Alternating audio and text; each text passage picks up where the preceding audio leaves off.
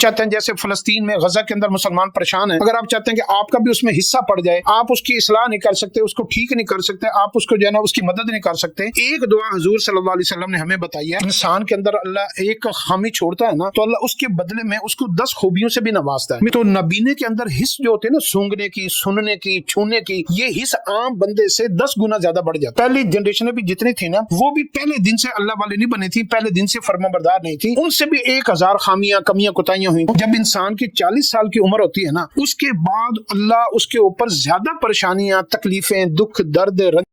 بسم اللہ الرحمن الرحیم۔ ہمارے ہاں آج کل چونکہ سوشل میڈیا عام ہو گیا ہے، اور سوشل میڈیا کے اندر آپ ہر روز جب بھی آپ سکرولنگ کریں گے نا، تو آپ ایک دن میں 20 30 40 نئے سے نئے موٹیویشنل سپیکر جو ہے نا آپ دیکھیں گے، اور وہ موٹیویشنل سپیکر ایسی باتیں، ایسے نکتے اور ایسی دلیلیں ڈھونڈ کر لائیں گے کہ آپ حیران ہو جائیں گے۔ آپ کہیں گے یار یہ صحیح کہہ رہا ہے، یہ بھی بات ٹھیک کر رہا ہے، یہ بھی بات ٹھیک کر رہا ہے، یہ واقعی ایسا ہی ہوتا ہے، ایسا میرے ساتھ بھی ایسا ہوا، میرے فلاں کے ساتھ بھی ایسا ہوا۔ آج کل ایک جو بات بہت زیادہ چلی ہوئی ہے نا، جو آج کل کے بڑے موٹیویشنل سپیکر بات کر رہے ہیں، وہ یہ کر رہے ہیں جی کہ یہ جو آج کل یہ جو جنریشن کے نام انہوں نے رکھے نا، جین زی ایک جنریشن ہے، اور وہ بڑی اگریسو ہے، اور وہ 20-25 سال ان کی عمر ہے، اور جو ہے نا وہ بنگلہ دیش میں بھی وہ انقلاب لے کر آئے، اور جو ہے نا وہ سری لنکا میں بھی وہ انقلاب لے کر آئے، اور جو ہے نا وہ فلاں ملک میں بھی لے کر آئے، مختلف ملک میں جین زی جو ہے نا وہ ریولیوشن لے کر آ رہے ہیں۔ تو یہ جو ہے نا یہ بڑی اگریسو ہے، بڑے غصے والی ہے، بڑی فلان ہے، اور ان کو جو ہے نا یہ جو ان سے پہلی جو جنریشن تھی، ان کو جو ہے نا وہ ان کے اندر فرما برداری، اطاعت، اور ان کے اندر صبر، حوصلہ، تحمل، اور ان کے اندر نیکیاں، خیریں، بھلائیں، تو پچھلی جنریشن کو اچھا بنا کے ثابت کرتے ہیں، اور اس جنریشن کو جو ہے نا یہ کمزور ہیں، ان کی خوراک خراب ہے، ان کے خیالات غلط ہیں، ان کی سوچیں غلط ہیں، یہ دین سے دور ہیں، اور یہ جو ہے نا بے حیائی، بے شرمی میں ڈوب چکے ہیں، یہ فلان ہیں۔ تو یہ سارے جو ہے نا یہ کہ اب ہمارا مستقبل ان کے ہاتھوں میں ہے، اور یہ سارے جو ہے نا سوشل میڈیا کی پیداوار ہے، اب ہماری اگلی نسلوں کو کیا ہوگا، ہمارے ملک کا کیا ہوگا، ہمارا مستقبل کیا ہوگا۔ تو ایک یہ سوچ اس قوم کو یہ دے رہے ہیں، پیغام دے رہے ہیں کہ ہم ان لوگوں کے آگے، اگلی نسل کے آگے ہم غیر محفوظ ہوتے جا رہے ہیں۔ تو اس کو بات کو سمجھنا بہت ضروری ہے کہ یہ پروپیگنڈا کیوں کیا جاتا ہے۔ یہ پروپیگنڈا اس لیے کیا جاتا ہے کہ نیکسٹ جتنی بھی جنریشن آ رہی ہے نا، جیسے آپ کسی نااہل ایک بندے کو آپ 100 دفعہ 1000 دفعہ کہہ دینا تم نااہل ہو، تم نکمے ہو، تم بے وقوف ہو، تم گدھے ہو، تو وہ بندہ اپنے آپ کو ڈی گریڈ محسوس کرتا وہ یہ سمجھنا شروع کر دیتا ہے کہ میرے اندر واقع میں یہ کام نہیں کر سکتا، میں بے وقوف ہوں، میرے اندر جو ہے نا کمیاں کوتاہیاں ہیں، میں قابل نہیں ہوں، میں ذہین نہیں ہوں۔ تو وہ اس کا مائنڈ سیٹ ایسا بن جاتا ہے۔ تو ہم یہ جو سوشل میڈیا ہے نا، یہ ہمیں نا ایک نیریٹو دیتا ہے، ایک ہمیں نا جو ہے نا وہ ٹرینڈ چلاتا ہے، اور اس طریقے سے وہ مسلمانوں کے ملکوں میں اتنا ٹرینڈ چلا کے نئی نسل کے بارے میں بڑوں کو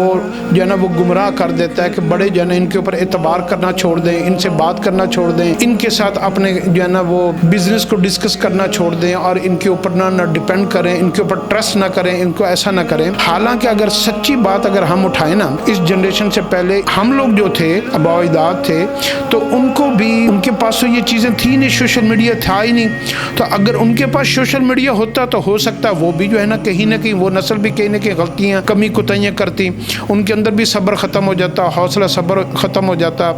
تو ان کے اندر بھی یہ جو حالات چلتے ہیں نا، اس کے مطابق چیزیں جو ہے نا وہ اپنے آپ کو سیٹ کرنی پڑتی ہیں۔ تو یہ الزامات لگانا اور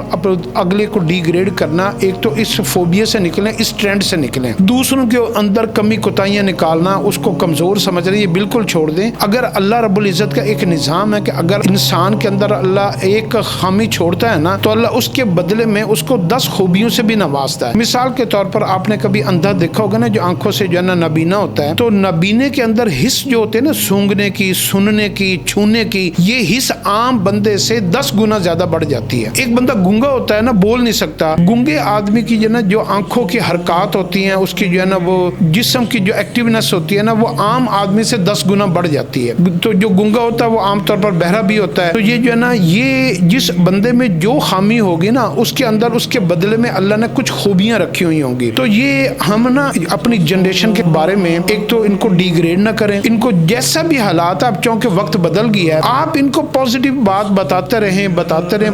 پہلی جنریشنیں بھی جتنی تھی نا, وہ بھی پہلے دن سے اللہ والے نہیں بنے تھی, پہلے دن سے فرما بردار نہیں تھی. ان سے بھی 1000 خامیاں, کمیاں, کوتاہیاں ہوئی تھیں, اور وقت نے پھر جو ہے نا ان کے اوپر جو ہے نا تھپیڑے لگائے اور وہ حالات کی چکی میں پیسے, اور پھر ان کو احساس ہوا تو وہ پھر جو ہے نا وہ اپنے والدین کے فرما بردار بنے اور نماز روزے کی طرف آئے. اور ویسے بھی انسان کی ایک سائیکی ہے کہ انسان جب اپنے بچپن کی عمر میں ہوتا ہے تو اس کے اندر کھیل ہوتی ہے, پھر لڑکپن میں جو ہے نا وہ تھوڑا سا باہر کی چیزوں کو دیکھتا ہے, جوانی میں وہ بے قابو ہو جاتا ہے, اور جو ہے نا پھر وہ جب 40-50 سال میں وہ ذمہ داریوں کا ایک لوڈ پڑتا ہے, اور پھر پریشانیاں. 40 سال کے بعد ہم لوگ سمجھتے ہیں کہ چیزیں سیٹل ہو جاتی ہیں, لیکن میں آپ کو ایک بات نکتے کی بتا دوں, جب انسان کی 40 سال کی عمر ہوتی ہے نا, اس کے بعد اللہ اس کے اوپر زیادہ پریشانیاں, تکلیفیں, دکھ, درد, اور اس کو جو ہے نا بہت زیادہ چیزیں ایسی دیکھنی پڑ جاتی ہیں جو اس کی مرضی کے خلاف ہوتی ہیں, کیونکہ اولادیں بڑی ہو چکی ہوتی ہیں, اولادیں جو ہے نا اس کا کہنا نہیں مانتے, مال جو ہے نا وہ ہمارے سے بچوں کے ہاتھوں میں چلا جاتا ہے, رشتوں میں جو اس کے سکے بہن بھائی تھے ان میں اختلافات ہو چکے ہوتے ہیں, کاروبار کے بڑے مسائل, ٹیکسوں کے معاملات کے, لوگوں کو لین دین, جھگڑے, ایسے مسائل بہت کھڑے ہو چکے ہوتے ہیں. ہر بندہ آپ سے تقاضا کر رہا ہوتا ہے مجھے بھی دو, میرا بھی حصہ دو, میرا بھی حصہ دو. تو 40-50 سال کے بعد تو انسان پتہ نہیں کتنی چیزوں میں تقسیم ہو جاتا ہے, اور انسان جیسے جیسے ٹکڑے ٹکڑے ہوتا جاتا ہے اس کا غم, اس کی تکلیف بڑھتی جاتی ہے. تو ایسا یہ آپ یاد رکھیے گا کہ جو بندہ جو ہے نا, یہ آپ نے دیکھا ہوگا کہ 40-50 سال کے بعد نا 90% جو مرد حضرات ہیں نا, یہ داڑھی رکھ لیتے ہیں, پھر یہ داڑھی سفید ان کی آ جاتی ہے, بال سفید ہو جاتے ہیں, ان کے کپڑے چینج ہو جاتے ہیں, ان کا حلیہ چینج ہو جاتا ہے, ان کا رہن سہن کا طریقہ چینج ہو جاتا ہے, کپڑوں میں سادگی آ جائے گی, شکل سادہ ہو جائے گی, کھانا پینا سادہ ہو جائے گا, زندگی میں سادگی آ جائے گی. اب ان کو کوئی گالی بھی دے کر چلا جائے گا تو چپ کر جائیں گے. تو ان کے اندر جو ہے نا بہت ساری تبدیلیاں آ جاتے ہیں. یہ پتہ کیوں آتی ہیں؟ کیونکہ اس وقت یہ اتنے غموں میں, تکلیفوں میں, دکھوں میں اور اتنی پریشانیوں میں بٹے ہوئے ہوتے ہیں کہ یہ ہر ایک کا مقابلہ کرنے کے بجائے اس کو نظر انداز کرنے کی کوشش کرتے ہیں, اس کو اگنور کرتے ہیں. اس سے جو ہے نا وہ کہتے ہیں یار یہ بندہ اگر گالی دے لے گا تو میں اس کو بدلے میں گالی دوں گا تو بات بڑھ جائے گی, کیونکہ تجربے سے بھی یہ ثابت ہو چکا ہوتا ہے, وہ عملی طور پر تجربہ بھی کر چکا ہوتا ہے. تو یہ ان حالات سے پھر جو ہے نا وہ پھر اس کے اوپر اللہ پاک کے پاس جو ہے نا اپنی طرف موڑنے کا کوئی ایک طریقہ نہیں ہے. اللہ پاک کے پاس پیار والے بھی طریقے ہیں اور ڈنڈے والا بھی طریقہ ہے. تو پیار والا تو طریقہ یہ ہے کہ انسان سے جوانی میں جس عمر میں بھی اس سے گناہ ہو تو وہ اللہ کے ساتھ صلح کر لے, یہ تو ہے پیار والا طریقہ. اور ڈنڈے والا کون سا طریقہ ہے کہ اللہ اس کو جو ہے نا پہلے اس کے اوپر FIR ہوں, پھر وہ تھانے میں جائے, جیلوں میں جائے, مقدموں میں جائے, اس کا مال ختم ہو جائے, اس کے رشتے اس کو چھوڑ جائیں, اور اس کو جو ہے نا وہ تھانے والے بھی ماریں اور اس کو جیل میں بھی مار پڑے, اور اس کو ایسی ایسی مشکلوں میں وہ پھنسے, پھر وہ کہے کہ یا اللہ میری توبہ, مجھے معاف کر دے. تو یہ ڈنڈے والا طریقہ ہے. تو عقل مند بندہ کیا ہوتا ہے, جو سمجھدار بزنس مین, سمجھدار لوگ ہوتے ہیں, وہ کیا کرتے ہیں, وہ پھر ان سارے حالات میں پڑھنے سے پہلے اپنا حلیہ, اپنی شکل, اپنے خیالات, اپنے مزاج, اپنا لین دین, اپنے الفاظ سب چینج کر لیتے ہیں. تو اس طریقے سے بھی جو ہے نا انسان جو ہے نا بہتری کی طرف آتا ہے. تو جب یہ جو جنسی جب اپنی عمر کو پہنچے گی, تجربوں سے پہنچے گی, اپنے ان حالات سے گزرے گی, تو ان کے اندر بھی بڑی تبدیلیاں آئیں گی. کتنے لوگ توبہ طائب ہو جائیں گے, کتنے گناہوں کو چھوڑ دیں گے, اور تجربے ان کے پاس ہوں گے. پھر وہ لوگوں کو بیٹھ کر سمجھائیں گے, اپنی اولادوں کو, دوستوں کو, رشتہ داروں کو, یار یہ طریقہ غلط ہے, یہ طریقہ غلط ہے. تو ایک جو ہے نا ہر چیز وقت کے ساتھ ساتھ ٹھیک ہوتی ہے. ہاں اگر آپ کے اندر بہت زیادہ دکھ ہے تو آپ جو ہے نا ایک دعا یاد کر لیں. اگر دنیا میں کوئی بھی انسان یا مسلمان کسی پریشانی میں ہے, اور آپ چاہتے ہیں جیسے فلسطین میں غزہ کے اندر مسلمان پریشان ہیں, اگر آپ چاہتے ہیں کہ آپ کا بھی اس میں حصہ پڑ جائے, آپ اس کی اصلاح نہیں کر سکتے, اس کو ٹھیک نہیں کر سکتے, آپ اس کو جو ہے نا اس کی مدد نہیں کر سکتے, ایک دعا حضور صلی اللہ علیہ وسلم نے ہمیں بتائی ہے, اللہم ارحم امت محمد صلی اللہ علیہ وسلم. اس کا ترجمہ اے اللہ حضور صلی اللہ علیہ وسلم کی امت کے اوپر رحم فرما. آپ اس دعا کو روزانہ 7 مرتبہ پڑھ لیا کریں.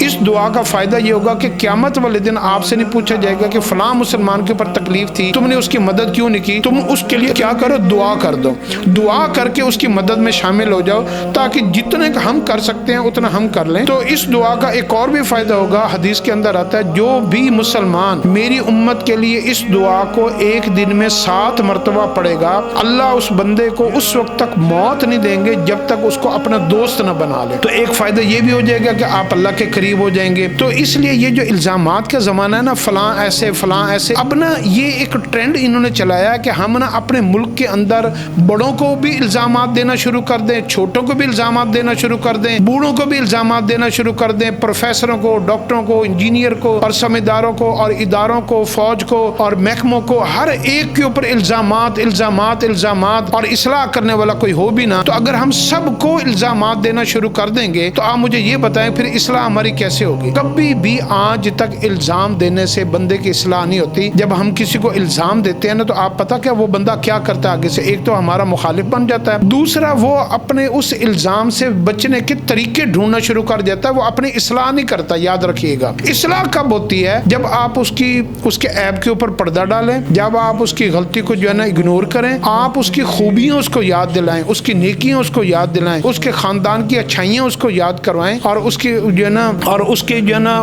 اللہ نے اس کے اندر جو کوالٹیز رکھی ہیں وہ اس کو اس کا ریمائنڈر دیں, اور اس کو کہیں کہ اللہ نے آپ کو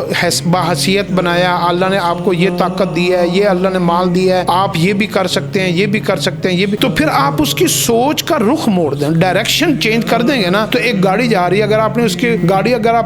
اس کو جو ہے نا دھکا پیچھے سے دے دیا تو وہ جا کے سامنے لگے گی. اگر آپ نے اس گاڑی کا رخ پھیر دیا تو وہ کھڈے میں جانے کی بجائے کیا ہو جائے گا, وہ روڈ کے اوپر چلنی شروع ہو جائے گی. تو یہ ایک نظام ہوتا ہے زندگی کے گزارنے کا. ہمارے ہاں جو اسلام کا نظام ہے نا, اسلام کہتا ہے لوگوں کی کمیاں, کوتاہیاں, خامیوں کے اوپر نظر نہ ڈالا کرو, ان کی خوبیوں کے اوپر نظر ڈالا کرو. تو اس لیے اگر ہم کمی کوتاہیوں کے اوپر ڈالیں گے نا تو کہتے ہیں کہ اگر جب ہم کسی کے اندر کمیاں نکالتے ہیں نا تو 4 انگلیاں ہماری طرف ہوتی ہیں اور 1 انگلی اس کی طرف ہوتی ہے, یعنی 4 خامیاں تو ہمارے اندر موجود ہیں, 1 خامی ہم اس کی نکال رہے ہیں. تو اس طریقے سے اپنی خامیاں جو ہے نا, ہمارا سب سے بڑا اس وقت المیہ یہ ہے کہ ہم اپنی خامیاں بھول گئے ہیں اور لوگوں کی خامیاں سوشل میڈیا کے اوپر بیٹھ کر پورے معاشرے کو بدنام کیے جا رہے ہیں. اللہ ہمیں اس کی سمجھ عطا فرمائے.